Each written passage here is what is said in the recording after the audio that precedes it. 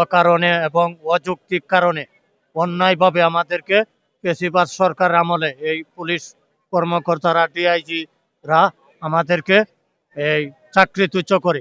Kurash নিউজে সবাইকে স্বাগত জানাচ্ছি, আমি জাকির হোসেন। দর্শক, আমরা এই মুহূর্তে আছি সচিবালয়ের সামনে। স্বৈরাচারী সরকারের আমলে, অর্থাৎ আওয়ামী লীগ সরকারের আমলে যে সকল পুলিশ সদস্যরা মূলত চাকরি হারিয়েছিল এবং ষড়যন্ত্রের শিকার হয়েছিল, তারা তাদের চাকরি পুনঃবহালের জন্য মূলত আজকে সচিবালয়ের সামনে তারা অবস্থান নিয়েছে।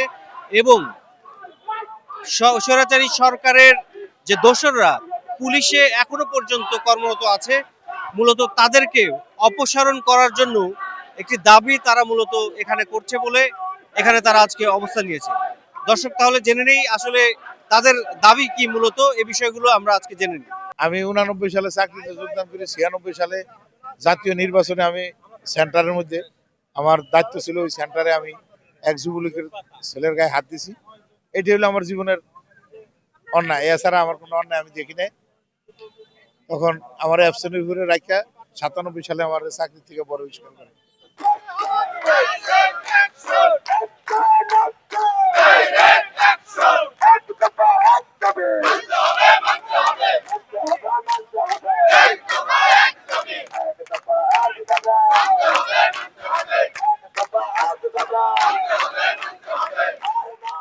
এখানে প্রায় 2200 পুলিশ সদস্য পরিবারের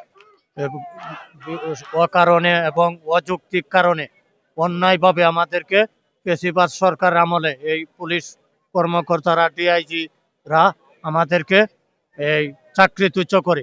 এখন আমরা আমাদের পরিবার পরিজন নিয়ে খুব কষ্ট দুঃখ দিন কাটতেছে আমাদের। আমার হাজবেন্ডের অতিপাস ছিল, গড় হাজির ছিল, উনি অসুস্থ ছিল, বাড়িতে ছিল, বাট আমার বাচ্চা হয়েছিল তখন।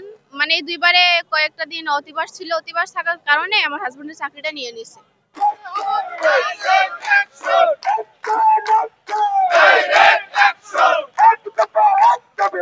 দর্শক, সচিবালয়ের সামনে অবস্থানরত যে সাবেক পুলিশ কর্মকর্তা বা কর্মচারীরা রয়েছেন, তারা মূলত বলেছেন যে তাদের চাকরিতে পুনর্বহাল না হলে তারা এই রাস্তা থেকে বা এই বিক্ষোভ থেকে তারা সরবে না।